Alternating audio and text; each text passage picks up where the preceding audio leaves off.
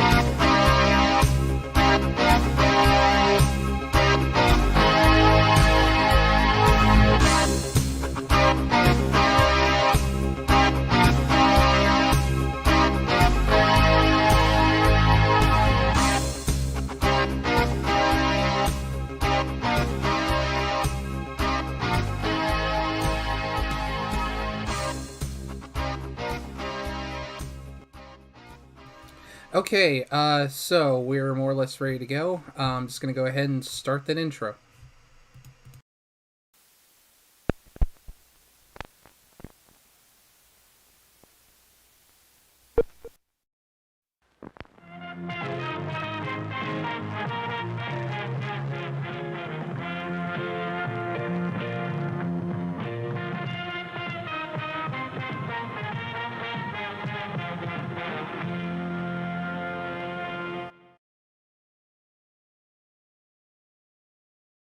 Sorry, just realized my mic was muted.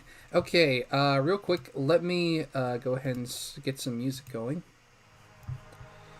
Okay, that's a little loud on my end. Let me just turn that down. Okay, let me know how the audio balancing is. So, welcome everybody. This is Friday Nights with FilmNerd number 11. Yes, I can't believe I've done 11 of these so far. So tonight, we're going to be focusing on something not quite as grim as last week, where I talked about times when people have been injured or worse yet, killed on film sets. But tonight we're going to be looking at something that I thought would be a really interesting topic. We're going to look at film controversy, specifically times when people have actually protested in front of a movie, because there's like, all right, audio's good, thanks Sadie. Times when people have been like, I'm kind of bored, nothing really to do. Oh, I know, there's this movie coming out. I've heard people are saying it's not so good, so I don't know, let's go protest it. Why not? So I'm just going to be looking at showing off some videos of news footage of people protesting movies that really aren't as controversial as they make them out to be. Because a lot of times when people protest these movies, a lot of them never have actually seen the movie. They just are like, well, I've heard this is bad, so I'm going to attack it.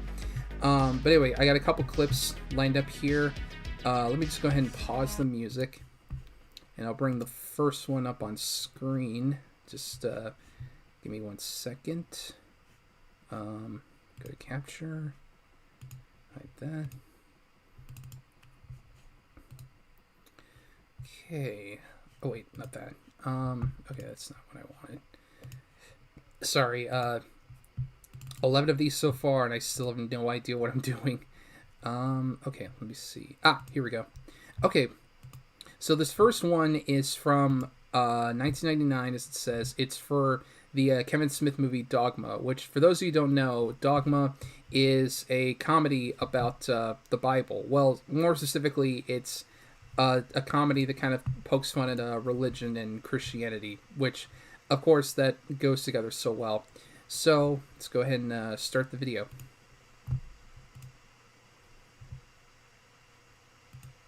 The new movie Dogma opens tonight, and it's already generating a huge amount of controversy, and so is its creator, Kevin Smith, who lives right here in New Jersey.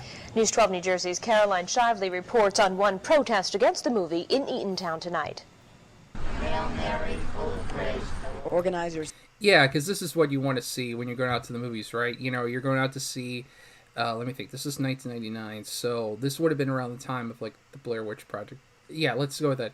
You're going to the theater to see the Blair Witch Project, and then you go to the theater and you see a bunch of these nut jobs lining up outside, like, praying and protesting the movie. I mean, that's usually a good sign. Oh, and my mouse died briefly. Organizers in Eatontown had hoped for hundreds to join them in the protest against the movie Dogma. Instead, they got less than 24, but they were joined by this man. So this is my favorite thing about this protest, is that Kevin Smith himself actually showed up to the protest as a joke. He wouldn't admit it, but he looked. The best part, of course, is that none of these people actually know what Kevin Smith looks like. And sounded suspiciously like Dogma's writer, director, co-star, and New Jersey resident, Kevin Smith. I don't think it stands for anything positive. What does it stand for? I don't know, but I've been told not good. The movie follows. See, now that right there kind of hits the nail on the head about why a lot of these protests are bullshit, is because it's never a situation where people are like, oh, this movie is terrible, no one should go see it. It's more, well, I heard it was terrible, so I'm going to protest it. I don't know, it's just always something about that I just find it hilarious. Follows two fallen angels who try to get back into heaven and the people who are fighting to keep them out. I was the 13th apostle. You knew Christ. No, brother owes me $12. But lines like that have many groups angry. We're here with a small number, but we're the church militant. We should have more Catholics here. If this... Yeah, this is a lady who clearly, lived a long and fulfilling life. I mean, with that hair and those big, thick glasses, like, she definitely got around when she was younger. It's not like she was, like, indoctrinated into some bullshit religion. This was a direct attack against Muslims or the Holocaust or the Jewish... Well, of course she's offended because of its depiction of the Muslims and the Holocaust, because, this lady clearly is a Muslim and is a Jew. I mean, just look at that schnauzer.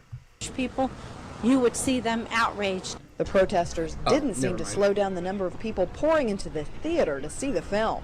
Just makes me want to see it more, actually. Yeah, that's the other funny thing about these protests is that they end up doing, I guess, quote unquote, more harm than good, because a lot of times these people, you know, the fact that like they're getting protests, it'll just draw more attention to the movie and make people want to see it more. If there's controversy about it. I think they might be taking it too seriously. I mean, it's just a film. It's a comedy. So. Yeah, exactly. At the end of the day, it's a fucking movie. You know, it's not meant to be taken seriously. Plus, this is Kevin Smith we're talking about, the guy who, you know, prior to this made movies like Clerks and Mallrats. You know, like obviously he's not trying to make a serious movie that attacks religion. He's making a comedy. You know, something that kind of pokes fun at religion. So you really shouldn't take it too seriously. The battle between the protesters and filmmakers is sure to continue for as long as the film runs. But in the end, this is a fight that might be won or lost at the box office. In Eatontown, Caroline Shively, News 12, New Jersey. Dogma is a sin. You know, because all those other atrocities going on in the world, you know, people starving, you know, war, apartheid, you know, all that shit, none of that matters. But this movie, oh God, get it off the screen. New Jersey. Smith's production company, View Askew, actually posts hate mail it receives on its website. Yeah, that definitely sounds like something Kevin Smith would do. Anyway, let me check the chat. Oh, CDT saying a lot of stuff. No man, woman, or organization is free from criticism. I'm sure Jesus would agree. Yeah, definitely. Just makes me want to see it more, actually. LMAO. Yeah, that's true. Like I said, a lot of times when people protest these movies, it just makes other people want to see it more. So, but anyway, speaking of religious controversy, let's move on to this next one. Now, this is part of a debate that was hosted on BBC about the Monty Python film Life of Brian. So I'm not going to play the whole thing, but I'll just play some of it. So.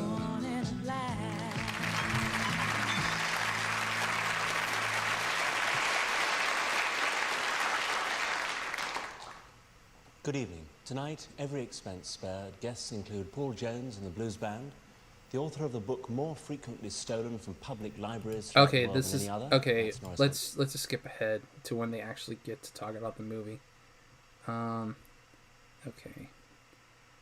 Go past the clip.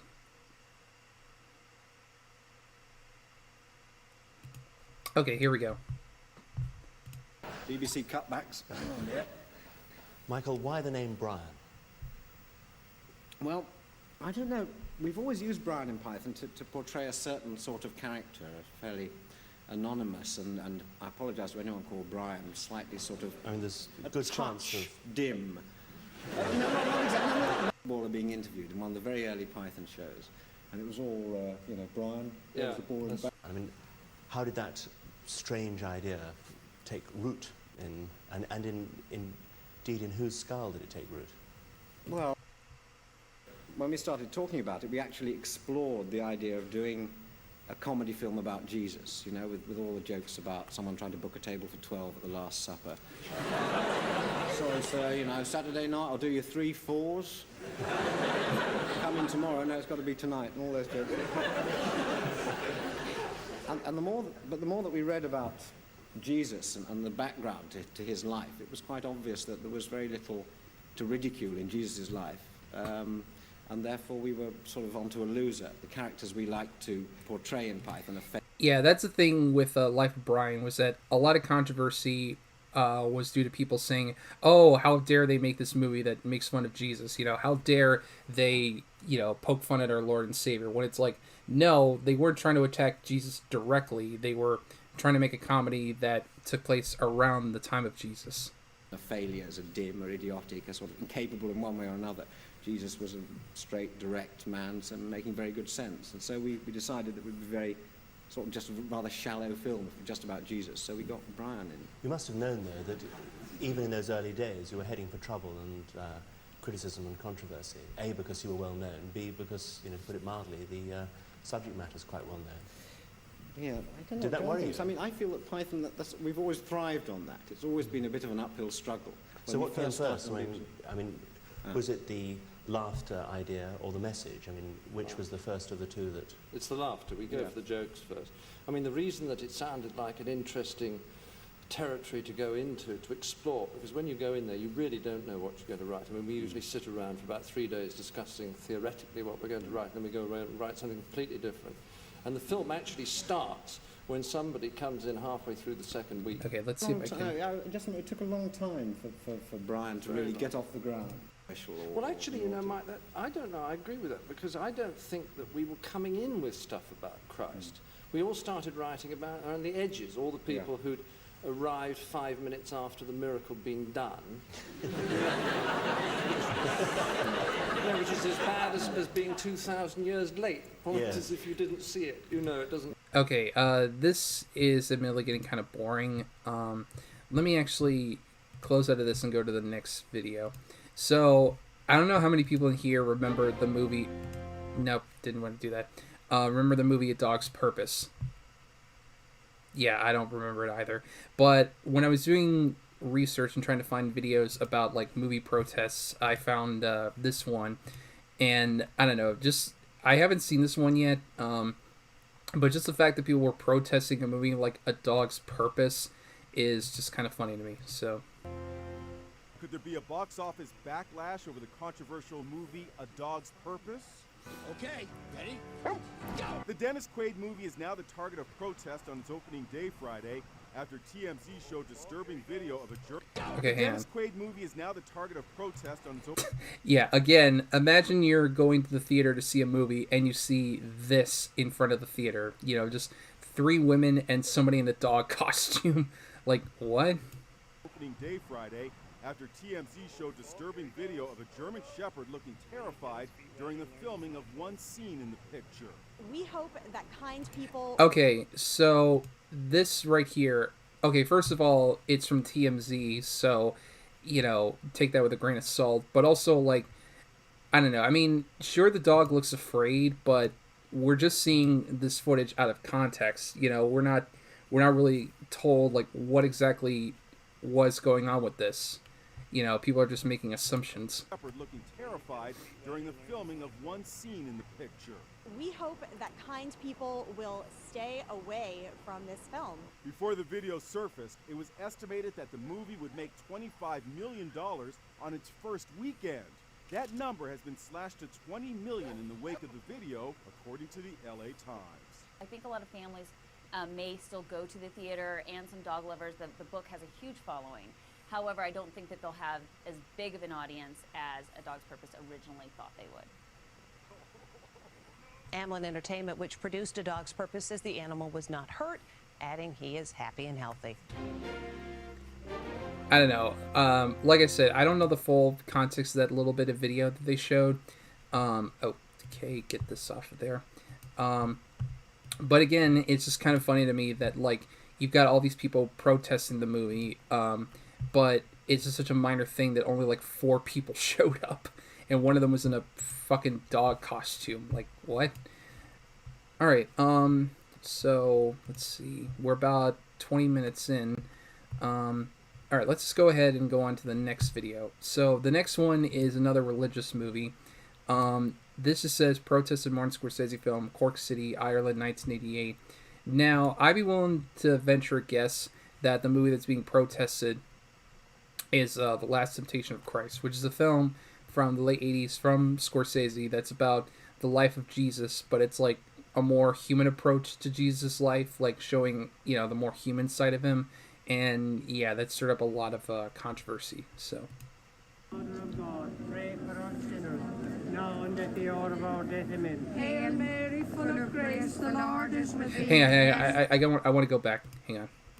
Now and at the hour of our death. Amen. Hail Mary, full of grace, the Lord. Oh, shit, it just cut. Okay, sorry. One more time. Look at this poor kid right here. He just wanted to, like, I don't know, stay at home and play, like, Nintendo or something, but that his mom was like, no, there's this awful blasphemous movie playing, you have to come out and protest it with me. And he's like, but Mom, I just want to play Mario. No, get in the car, we're going to the theater, we're protesting. The Lord is with thee. Blessed art thou. The protest was small and dignified, numbering at its peak 100. Many of the protesters circling the front of the Opera House, while those with tickets who'd ignored the advice of the... But yeah, it's just funny to me that, you know, just imagining this idea that you're going out to the movies and you see, you know, these whack jobs, like, standing in front of it, like, protesting the movie, like, you know... what it also just comes down to is that, you know, no one has the authority to tell you what you can and can't watch. Like, just because you're offended by it and don't want to see it doesn't mean other people shouldn't be allowed to see it. Like, what gives you the right to decide what's right and wrong for people to watch? It's ridiculous. The Bishop of Cork not to attend, queued for admission.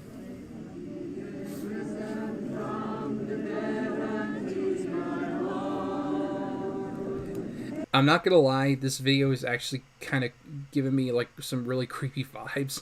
I don't know if it's just the fact that it's mostly like old people marching in front of the movie, or if it's just the quality of the video, but this is giving some weird vibes. Yes, my knee shall bow, and my tongue confess that Jesus Christ is Lord. Two groups had arrived in the city, from Ballavourney in the West Cork Gaeltacht and Ballinspittle in South Cork, both locations where there had been visions of the Blessed Virgin. They joined local protesters, but in turn their protest was followed by students dressed in biblical costume, evidently counter-protesting in favour of the rights of those who wrote and made the film. It all became a little confusing, and there was one moment of anger as a student's placard was torn. Oh, damn. This is betraying the biblical Jesus, the historical Christ of the scriptures. You know, Jesus. Yeah, this dude looks like he got laid quite a bit from this. You know, I will say though, I am jealous of his like rugged Abe Lincoln beard. Not so much the glasses, but Is a person that we can believe in because he's historically valid, not the imagination of some modern day fanatic who wants to give us a Jesus that's just not a real person and not God, definitely. It may convert a lot of people because it is not the Christ, it is not the real Christ. Security searches delayed... Okay, here's the thing. Like, I'm not a very religious person, I'll fully admit that. But the thing is that, like, obviously this isn't like a 100% historical representation of Jesus. It's a movie. You know, it's a work of fiction. It's not supposed to be the real thing. It's supposed to be another take on the subject matter. Like, again, this is something I never understood. Like, why, of all things, would you protest a movie? It's just so ridiculous. I never understood that. It's stupid. But anyway, let's keep going. Delayed the start of the film, and the auditorium was also checked before the screening began half an hour late. Oh yeah, sure. Just because like a small group of people were upset about the movie, now everybody's gotta be inconvenienced. Yeah, great job, guys. It was nearly 3 o'clock in the morning when the audience emerged. From a film I thought too long overall, though some passages were good, and the final scenes would be more inclined to affirm rather than question one's faith. I thought quite slow and very drawn out, but I can't see what all the talk was about. People are entitled to object to it. I could see why if they'd seen it, they might have objected to it even more. Yeah, again, it's another example of, you know, a lot of these people haven't actually seen the movie. They're just going off of what they've seen, maybe in like the trailers or like word of mouth. Like, none of these people actually went to see the movie. But I still think it was valid to show the film. He's an important director. It's an important film. It's certainly a sincere film. Yeah. Again, it's just you know, just really dumb people. Goodly Draw says, film, you dogging on people for being virgins like me, dogging on people for being an idiot. You know what, Goodly, you got me there. You definitely got me there. Let me just put the music back on. Alright, let me know how the audio balancing is. And give me just a second. I gotta prepare the next video that I'm gonna show. I just gotta skip through a lot. See if I can find the spot.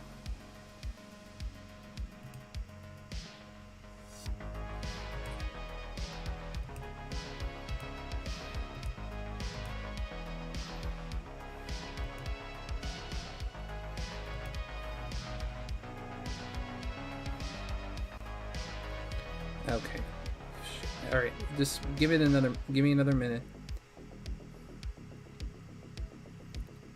I gotta sit through an ad because this video I'm playing is not on YouTube. I tried finding it, but I couldn't find it on YouTube, so I'm just pulling it up on Daily Motion. Oh, fuck.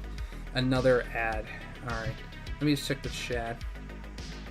Okay, nothing news happening in the chat. Let me go back here. Yeah, this stream is going so well.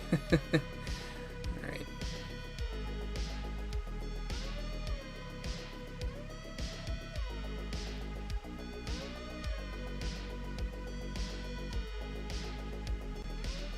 Okay, there we go. Alright.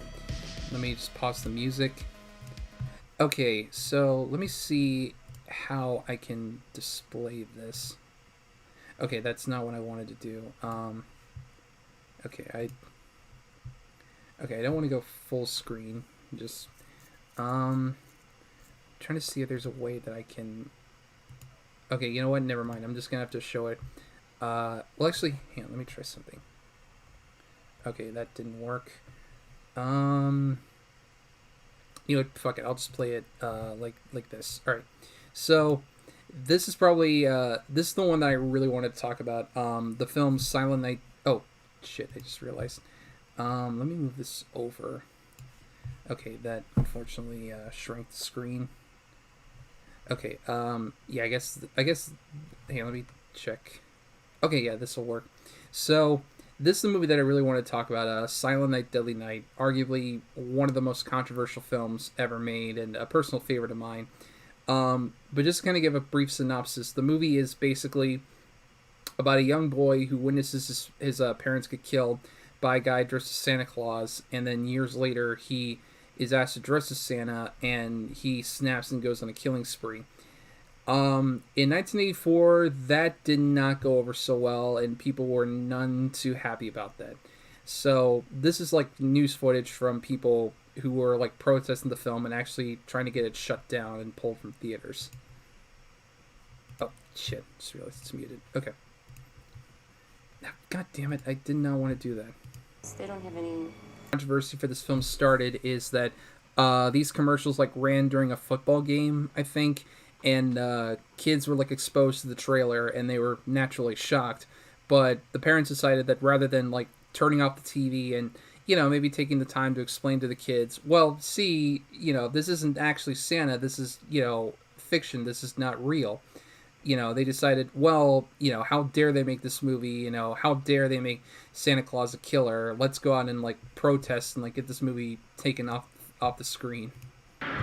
That was Felissa Rose, by the way, who played Angela in Sleepaway Camp. And yeah, I absolutely agree with her that, you know, people want to find a scapegoat. You know, people don't want to take responsibility for their actions, or they don't want to, you know, have to be the ones to like teach their kids, you know, like the difference between fantasy and reality. They just want to point fingers and blame everyone else, you know, saying, oh, it's not my fault that my kid is like this. It's their fault for making this, you know, god-awful movie. Like, I don't know, just shut up.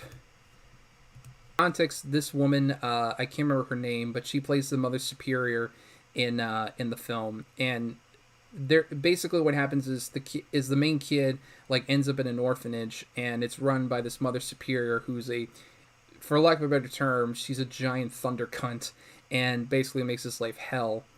And this is her kind of explaining why she thinks, you know, the controversy started. child who is terrified.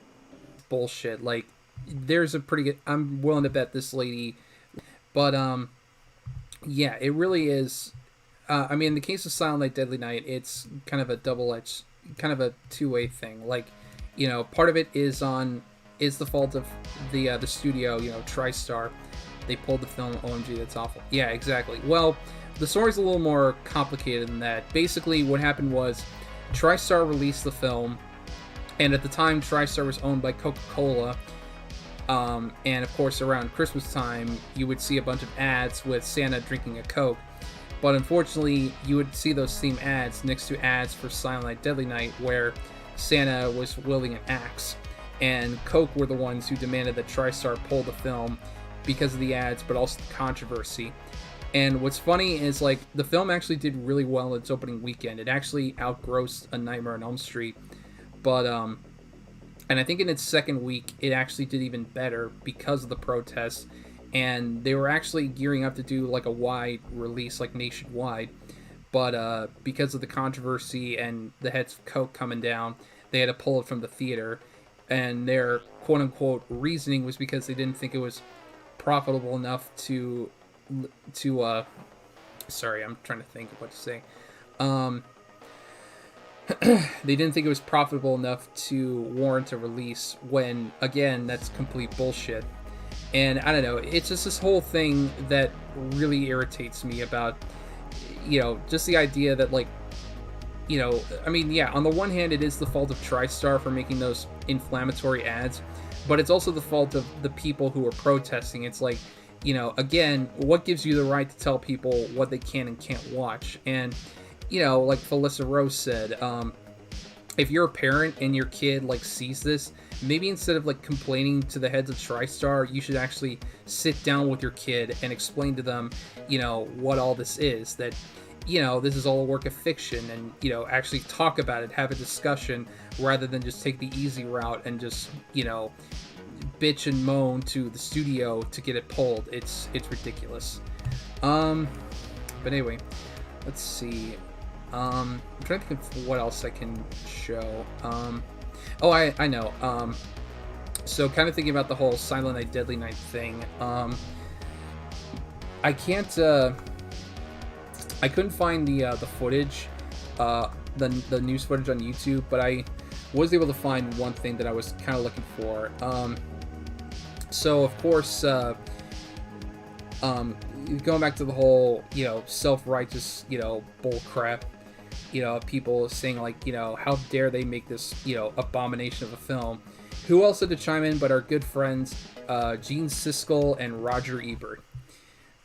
So they did a review for Silent Night, Deadly Night, where they basically, very good explanation, FilmNerd. Yeah, thank you, Sadie. But anyway, so Siskel and Ebert, of course, the guys who always talked about how they were opposed to censorship and, believe that every film should be shown, they had to go out of their way to rip a new one into Silent Night, Deadly Night.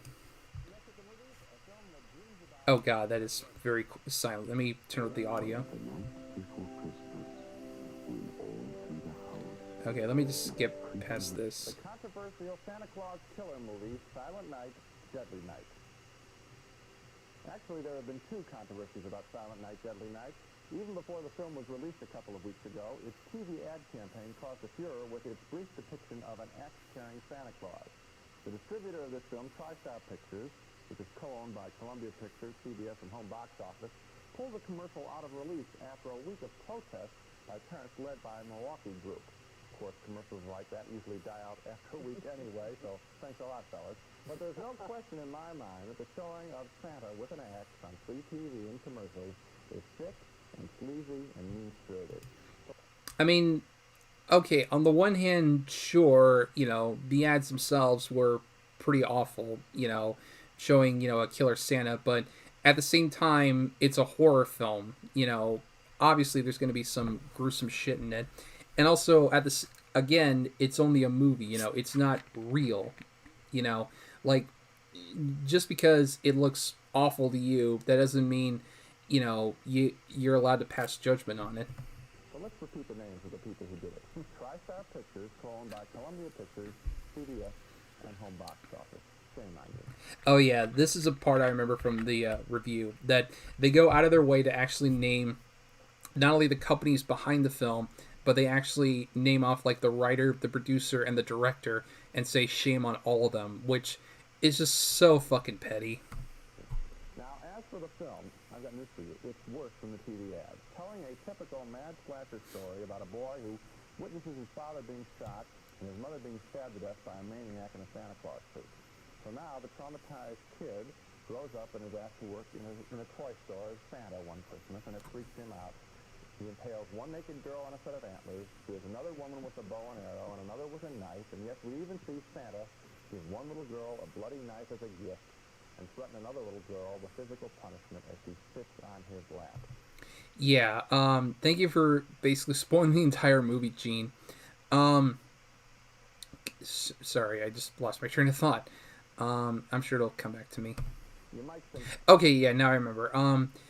You know, these guys were going to hate on the movie anyway because Siskel and Ebert were kind of notorious in the 80s for hating on all slasher films that weren't Halloween.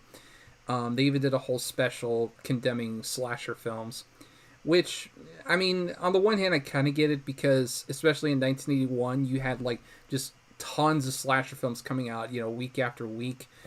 And it probably got annoying having to review every single one when a new one came out. But at the same time, it's like, it's just kind of funny to me that, like, oh, Halloween is so perfect, but, like, Friday the 13th, The Burning, The Prowler, all of those are just complete garbage. It's so, you know, obviously they weren't going to like this movie, but again, this comes across more to me less as a review and more them, like, seeing all the publicity that's being generated by the controversy, and they want to, you know, get in on it and just try to, you know, get famous off of it or whatever. That it would be funny, Roger, or it's played as quite sick in the film. So, let me repeat the names of the writer and director and producers of this film. Michael Hickey wrote the film, Charles E. Sellier Jr. directed it, and Ira Richard Barmack produced it. Congratulations, Gene. You read the credits for the film. You know, it's not like anybody else can do that. You people have nothing to be proud of, even if you made a few bucks off of all the negative publicity.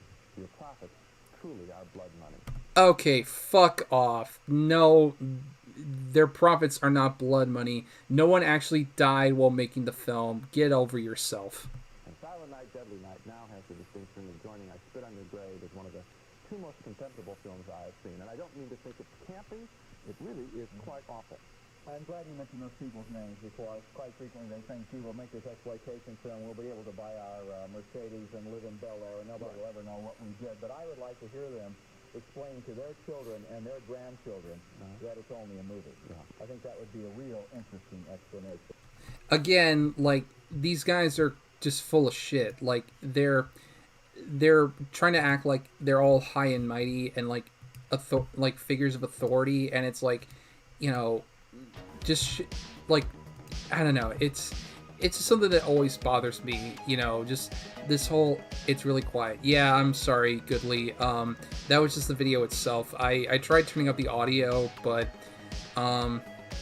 yeah, it's just the video itself. But anyway, yeah, like, I don't know, like, just them, like, reading out the names just so petty. Like, they feel like, oh, you know, these people were trying to, like, hide their identities or whatever. But it's like, no, they weren't, because if they were trying to hide their identities, they wouldn't put their names in the credits. And on top of that, in the actual movie, there's a toy store that's named after the film's producer.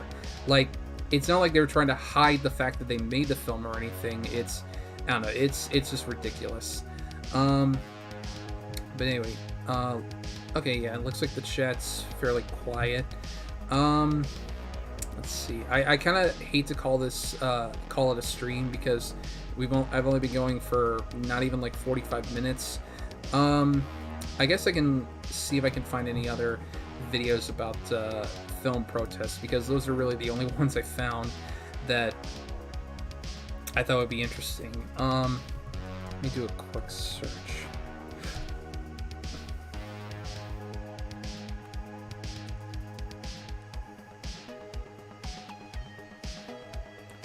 Let me see.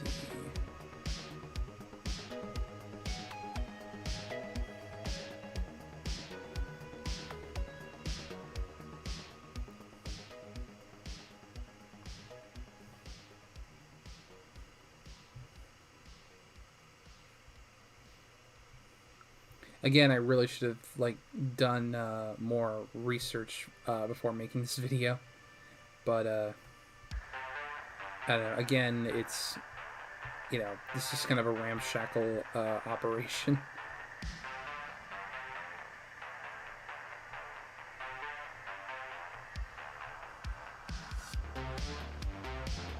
Okay, I'm not really coming up with anything, unfortunately. Yeah, because I I don't want this to just be a brief stream, but you know what? I think I might just go ahead and call this. So yeah, sorry to kind of cut this brief, guys, but I really don't have anything else to go off on. But yeah, I think I still kind of got the basic gist of what I was trying to get across. Is that, you know, the whole thing of like people protesting movies, it's just so asinine and ridiculous to me. It's like, you know, these people are trying to act like they're all high and mighty, and it's just all bullshit.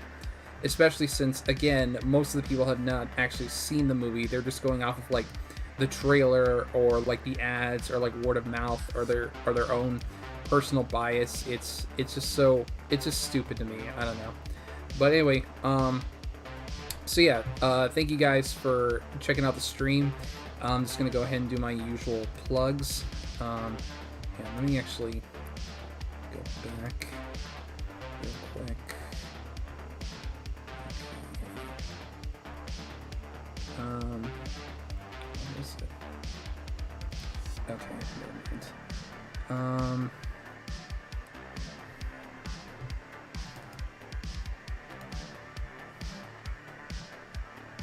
And just give me a sec, guys. Okay, that's not what I wanted.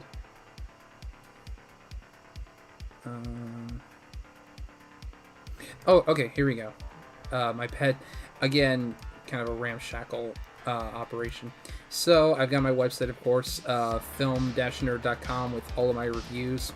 My most recent review was the 2016 reboot of Ghostbusters, which I did not care for. In fact, it was actually worse than I remember it being. So you can check that one out. I also did a review of the notorious 1972 film Pink Flamingos, which I actually did as a request from YouTuber Drain McLean. If you're in Rogue Server, you might know her better as Liz. So yeah, definitely check out her channel and her server. It's a good time. I also got my Patreon, you know, which you can donate to if you want to. I've got some perks there, you know, mostly Discord related stuff. I've got a video that I just finished filming that I should have up later tonight. And of course, I've got the 100 subscriber special video that I'm gonna have out probably sometime tomorrow. But yeah, so sorry I had to cut the stream so short, but you know, thank you guys so much for checking it out. Yes, thank you for spending your evening with me. But yeah, until the next one, I will see you guys around. Take care.